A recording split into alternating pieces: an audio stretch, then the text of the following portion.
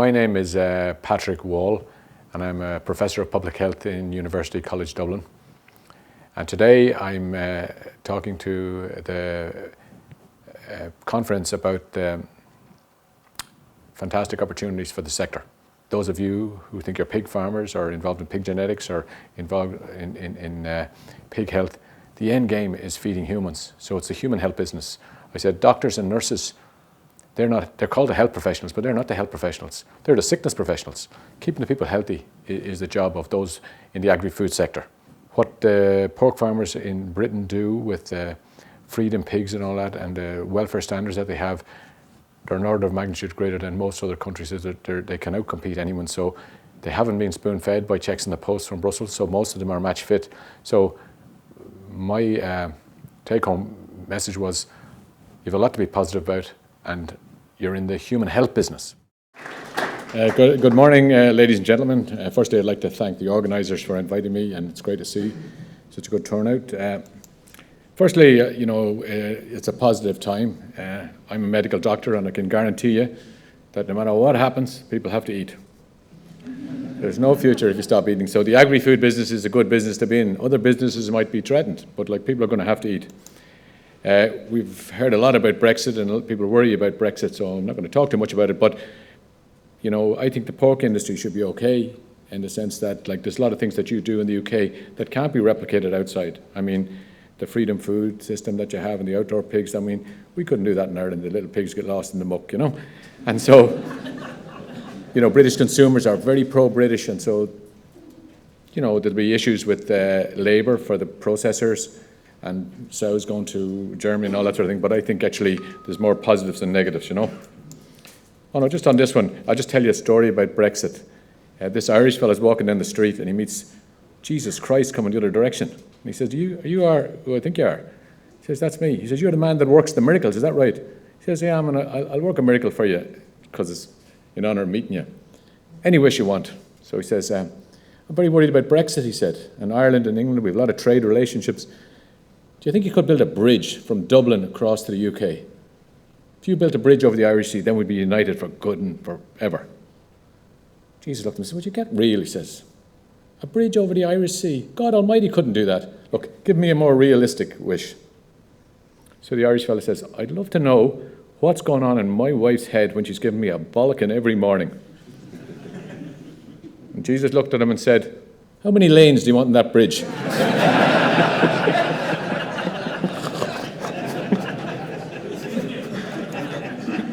Anyway, this is the one big, like you say, we're plugged into the European Food Safety Authority, and we have all different kinds of rules and regulations, and we're trying to base them on science. And so the UK plays a big part in this, and the UK scientists are involved in this, and there's areas there that are key for yourselves, like animal feed, plant protection products, GMOs, additives and flavourings, enzymes, processing aids, contact materials with food.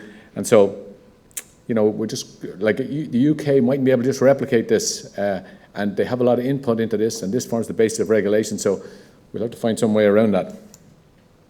The export markets, China, there's 1.3 billion people there to be fed. I've been going to China for a long time. I was on the Food Safety Committee that oversaw food safety for the Games, but the one advice I give, you're involved with the Chinese, they have a saying, the first time you go, you're a visitor. The second time, you're my friend. The third time, we'll do business. So you need to actually keep in with them. It's just networking out there is the same as here. Guanxi, they call it. And so once you're in, you're in. But, that's no problem for farmers because they're good communicators and processors, and you've got great people on the job. The best way to predict the future is to invent it. Negative thoughts don't help anyone. And so pig farmers are the most positive group of farmers. I often say about some other farmers, what's the difference in a farmer and a baby? Baby will eventually stop crying. But the pig farmers haven't been spoon-fed by the European Union checking the post, and so therefore I compliment you. And the pig farmers I know, I've no doubt they could run any processing operation. They understand inputs, outputs, cost of inputs, cost of outputs, process controls, and so compliment you there. Positive thoughts don't change reality. We might be faced into tough times, but positive thoughts won't take the times, but they'll change you, and you may change reality. So I remember saying to a chap in the beef industry in Ireland who's a beef processor. He left school when he was 12, and now he has 4 processing plants in Ireland, 2 in France. And I said, what competencies do you need to be a successful entrepreneur? And this is what he said: ICANN is far more important than IQ. And I knew I could. That's what he said. So there you have it. Anyway, you can't afford to adverse publicity as a result of any of these 4 things. These are the 4 big things on the radar screen. Food safety, animal welfare, nutrition and health, and environmental impact. And you've got to think of the final consumer. And so if you look at this room here, it's all mostly men, certain age, but like you've got to think of the consumer. And so they're not thinking exactly the same way as you, and so you have to always be thinking that you're preparing food for them. The conventional media feeds off the social media and vice versa without time for verification. So, I mean, the mobile phone is lethal, and speculation becomes fact very quick. We're stopped, lads. Oh, here we go. This is one that just, you remember this was social media speculation, and that sort of headlines causes concerns, and here's a woman, I wonder, is this the dangerous pork? Better not chance it. So, I mean, markets can be damaged by rumour. This is 2 things to highlight you. The power of the forensic microbiologists. We can now fingerprint the bugs coming out of the patient's anal sphincter and track it in the food processing, all the way back to the farm. So therefore, if you produce contaminated product, it come right back to you now. We can fingerprint the bugs. Chemical detection, we're well able to detect lower and lower levels. One time it was parts per million, then it's gone to parts per billion, now it's parts per trillion. And there's analytical chemists, and they get off on getting down to lower and lower levels. That's what they're into. Recycled human food co-products, you have to be so careful, like it's legitimate to use it, but it has to be properly handled. It's not waste. You can't let it go into a waste stream and bring it back into the feed stream. Different cultures sometimes in handling waste and handling food. This is just to show you a problem we had in Ireland in 2008 when we had to do a global recall of Irish pork. I wasn't aware of how the thing was done until I started investigating it, but these are Mauer ovens, these are big molds, and they just put all pig trimmings into those molds from lots and lots of different sources, and then you end up with this big square piece of meat. And which muscle of the pig is this? You ever notice the square bits of ham for your ham sandwiches? Have you only got square pigs on your farms? Anyway, this is just to show you how we had to do a global recall, even though there was only 10 farms involved. Just a simple sausage with a rasher over it. There's meat from 3 processors. Pizza, top of a pizza, there's ingredients from everywhere. The ham in this sandwich here came from those molds, and the day that they made that ham, they were putting trimmings from Chile, Canada, and Romania in there. And the consumer wants a picture of the farmer on the sandwich.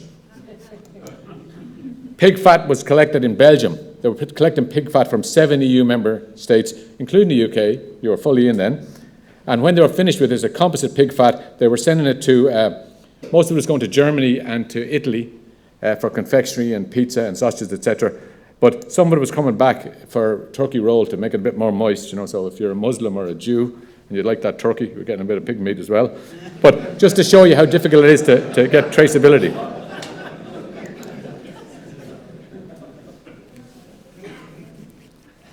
Basically, I was in a place in the UK, you know, in the UK tradition is at the time, it was just before Christmas, turkey and ham for Christmas, and I was in this place, it was aircraft hangar of honey glazed hams.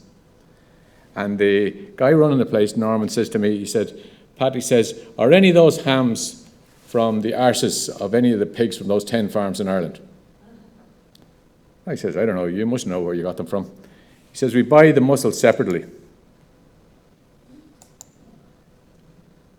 And we put them together in a mold in the net, you know. So, like, this just shows you can't afford things to go wrong. So, like, when you're using co-products or feed on your farm, the consequences, like, and you know, it's just a disaster. You can't afford traceability. We talk about traceability, but once you get into secondary processing, it's not good. This is just the headlines just to show you what the people are looking at. Europe's shocking antibiotic problem slammed. Oh, baby, come for me. Public perception of intensively raised pigs. They think we're luring antibiotics into them and super bugs on the rise. And the journalists want to sensationalize the story, and 80% of all antibiotics is on factory farmed animals. This is a picture from the UK, you know. Get me off me drugs. This poor pig wants to go into therapy. But people worry about antibiotic residues in food, and people think, oh, they become resistant to antibiotics or something. That's not what happens. And if there's antibiotic residues in the food, not an issue. Parts per million of tetracycline in your pork chop. You're never going to go to the GP with a sore throat and he'll say, take 3 rashers 3 times a day for a week and there won't be a bother on you. It's just, when you use antibiotics, if you're a whole room full of bugs or a farm or a hospital, use antibiotics. We kill most of you, but there's a few that are extra hardy and you're resistant to antibiotics and you multiply up. And then the whole room is full of these super bugs, and then we have to use a more powerful antibiotic and a more powerful antibiotic, and there's not more antibiotics in the pipeline. So the issue is, the concern is people go to hospital and they've got infected with these super bugs, which we don't have drugs to treat. That's the concern.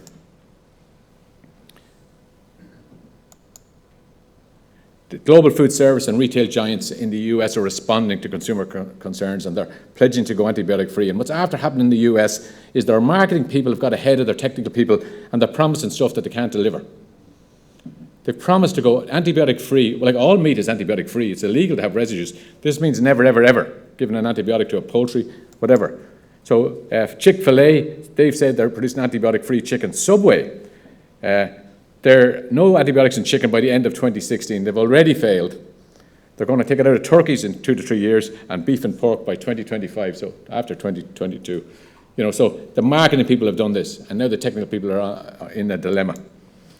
The worst thing about the antibiotic resistance that's causing concern to the medical doctors is that the resistant genes in the bad bugs, they can hand them over to a good bug. Do you follow? So if you can imagine, you're always eating yogurts for your good bugs. You get an infection, whether you're a pig or a human, treat it with antibiotics. The antibiotics become resistant, and they hand over this resistance capability to one of the good bugs, like a rugby player playing for the Lions, or maybe for the Blues this morning. Anyway, hands it and says, look, hang on to this. So then you recover from that infection, but down the road, you get an infection with a nasty bug, and the good bug who's been mining this gene-resistant cassette, he says, hey, one of your buddies was in here a couple of months back. He gave me this to mine for you. Have this. So this is a big concern. So your actual good bugs become a reservoir for resistance that can be handed over to bad bugs. So major concern, because there's not new antibiotics in the pipeline. Antibiotic resistance is not a bug problem. It's not a pathogen problem. It's not a pig problem. Not a pig problem.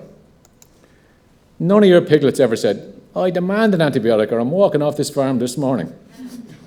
It's not a poultry problem. No chicken is saying, give me my drugs. Livestock don't take drugs themselves. So antibiotic resistance is a people problem. So we have to find another way of doing business.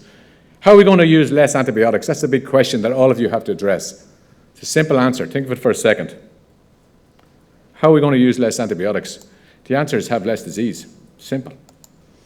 Biosecurity, and it's unbelievable. Some of your farms, I told a story about, I brought Chinese students that I had in Ireland for a summer school. I was bringing them along the supply chain, teaching them about food safety and nutrition, and we started off in feed mills, went on to farms, all the way up, and I brought them into one of the city hospitals where they went into the angiogram lab where they check you to see if your arteries are blocked from eating too much saturated fat.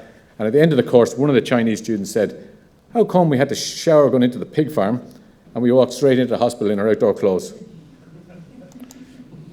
Immunisation strategies. It's the way forward, and well, I apologise to Kristen outside. This picture is oral dosing. He has his dosatron outside the door there. He'll have to give me one of his pictures.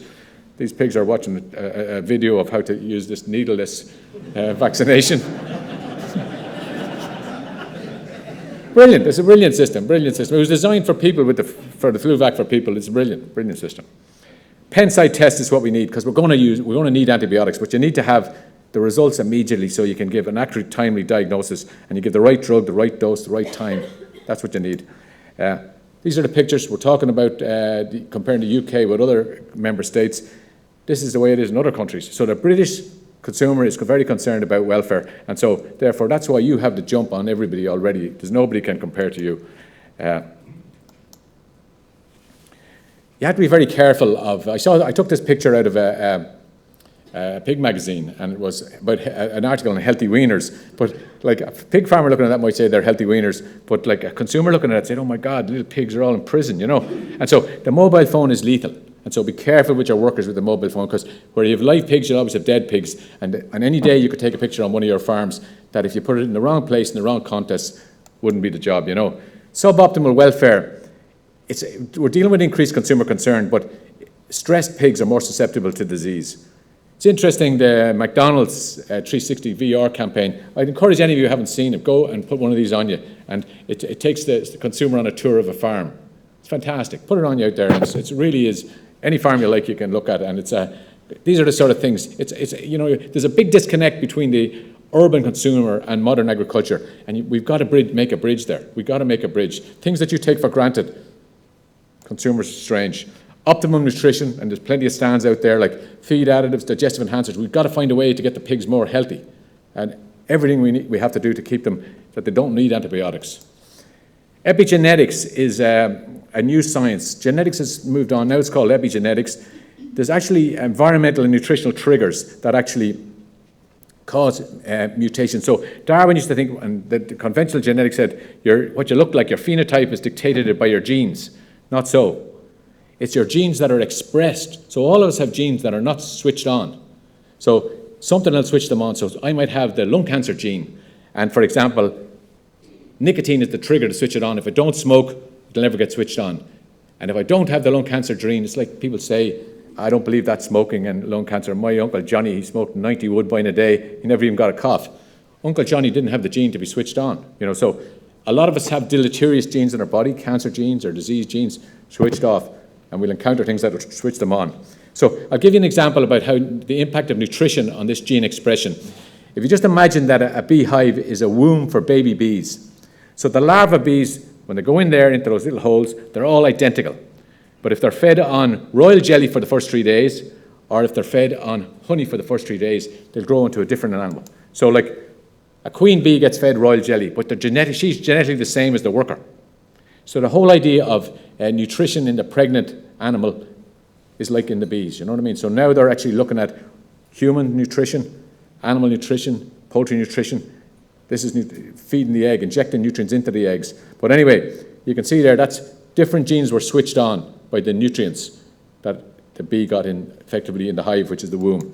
So basically now they're looking at pregnant sow diets, and can you actually feed the pregnant sow something that'll switch on disease-resistant genes or more robust genes to get the pigs through that, you know, down further on their life through their weaning phase, so more resistant to necrotic enteritis or whatever, you know. So there are products now that they're playing around with putting into the sow's diet, and that actually changed the pig's situation. So anyway, the other thing is antibiotic stewardship policies, and this is the way we'll have to go.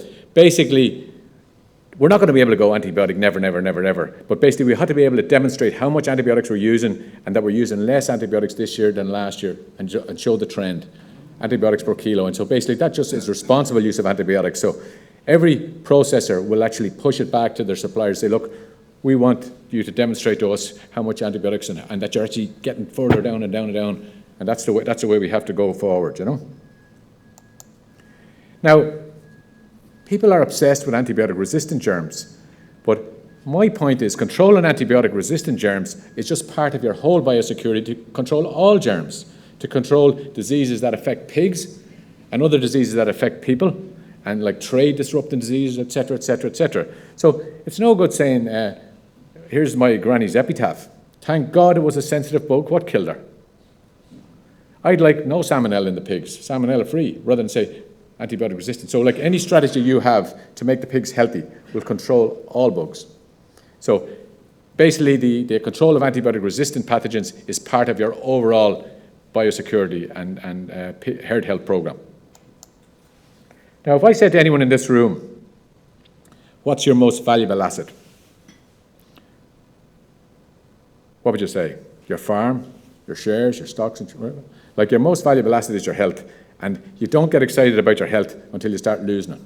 And I run a rehab clinic in the hospital, and people come in after having their bypass and say, Doctor, I'm doing really well now. I'm walking up to 5 miles a day since I had the bypass. And you feel like saying, if you had walked 5 miles a day before it, you mightn't have needed it, you know. But like, there's nobody in this room that wouldn't give the lotto winnings to have someone that they love who's sick well, or someone that is dead back. So basically, what business are you really in? If we say that you're in the pig business, you know, some people are into pig genetics, pig nutrition, a lot of nutritionist companies out there in the hall, pig health, pig welfare, food safety, I used to say to everyone when I was in the Food Safety Authority, look, that's the business you're in. You're as much in the food safety business as hoteliers and restaurateurs, but you are what you eat, so the end product is people are going to eat it. So human health. Human health is linked to their diet, you know. So that's the business you're in. And so we call the doctors and the nurses the health professionals, but they're not really the health professionals. They're the sickness professionals. You're the health professionals. You're looking after the healthy people. Health and nutrition, this is the big thing going forward. And so like the Eat Well plate, this is the Food Standards Agency's plate. You're on that plate. See that meat, fish, eggs and beans down there? You're there. So this products, companies would love to have their products on this plate and they aren't on it, but you're there. You've got to make the most of that. But this sort of news you don't want to see, you know. Bacon a killer. You're trying your best, and Adam yesterday said, market the meal, not the meat. This is a war between the adverse publicity and yourselves, and you've got to be out there, and you've got to have other champions as well as yourselves. This is an interesting story. Most animal feed companies say, animal feed companies, mostly their mantra is advanced animal nutrition for the benefit of food conversion efficiency, weight gain, milk production, egg production, whatever, faster finishing, whatever. But there's one company that has advanced animal nutrition for the benefit of human health. So you're worried about cholesterol in the eggs, they'll give you a diet to actually give you hens, for the hens that'll give you eggs with less cholesterol. You're worried about saturated fat, they'll give you a diet with less saturated fat. So this is a project that we're working on with Devonish Nutrition. I got 35 medical students. Devonish fed microalgae, marine algae to the poultry. We got the algae into the chicken. So then everyone say, that's great. We have chicken with omega-3, which is good for your cardiovascular system and good for cognitive function. I said, but it doesn't make any difference to people. If you wanted to check to see, does this do any good for your heart, we'd have to follow you for the next 20 years to see if you get a heart attack. So they were saying, is there anything you can measure in the people? So anyway, I said, okay, we will. So I got 35 medical students. They were delighted, got free chicken every day. I had to eat a bit of this chicken every day. Blood sample every week was a disadvantage. I had to measure. We measured platelet aggregation, which is the platelet stickiness, which is a precursor to clots like strokes and plaque formation, and omega-3, omega-6 ratio on red cells. And we found a huge change. So then what Devonish did, unbelievably, they funded a double-blind randomized controlled trial where we got a whole representative sample of the Irish population.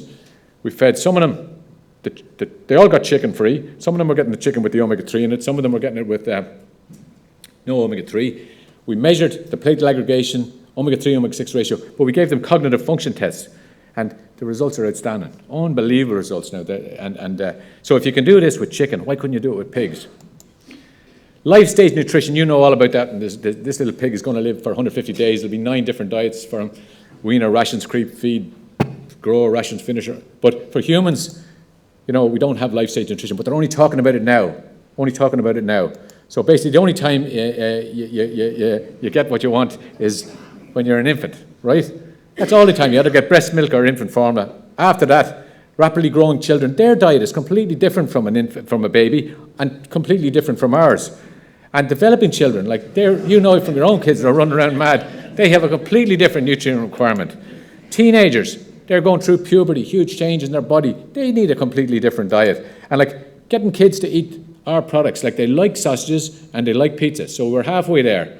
So the whole idea is how do you market together? If you think of the way kids like Coke, Coca-Cola rusts nails, rots your teeth, no nutritional value at all, and gets a premium price. So like you really need to market pork the way Coca-Cola. If Coca-Cola was market pork, you lads would all have limos parked outside.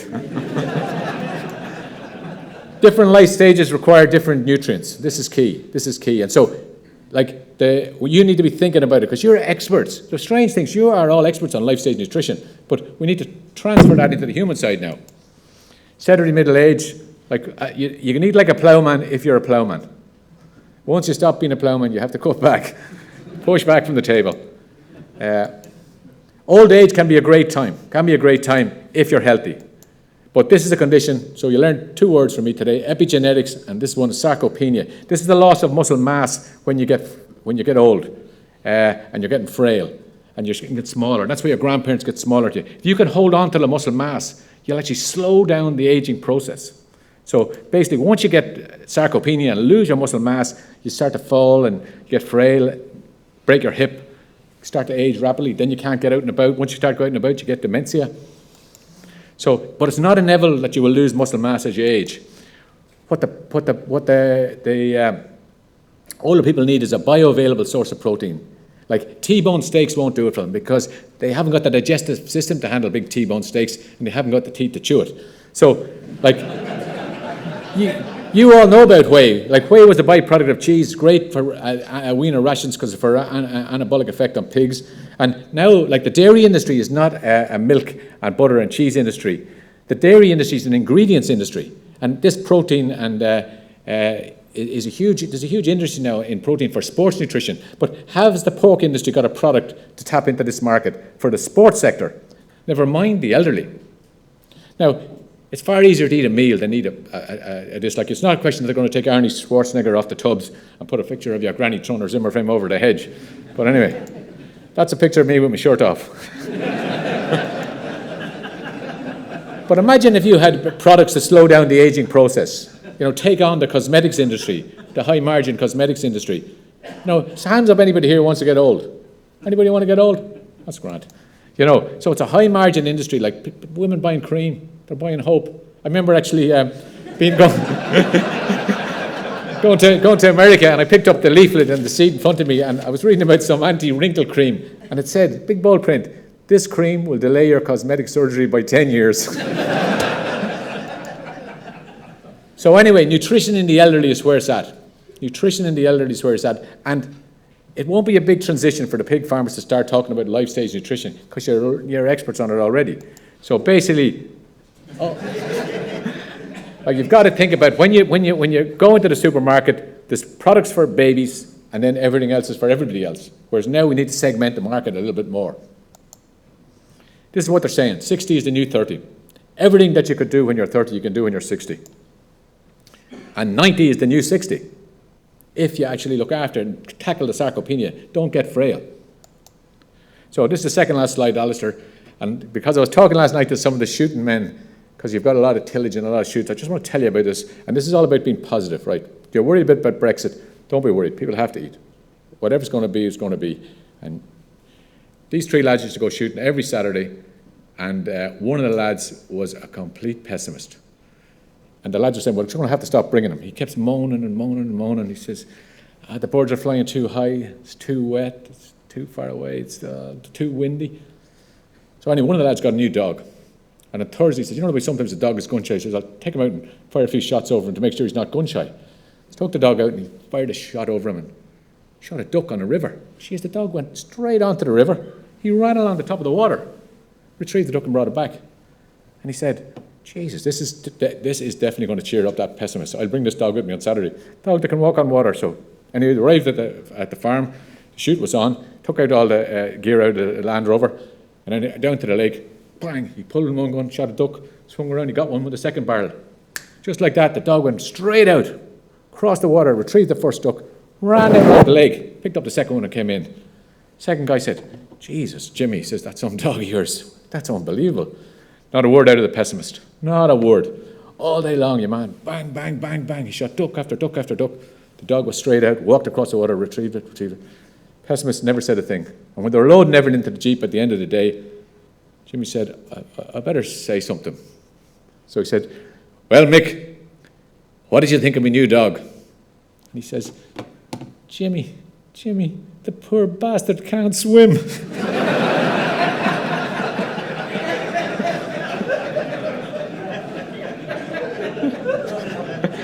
Anyway, I just leave you, from now on, if anyone asks you, what business are you in?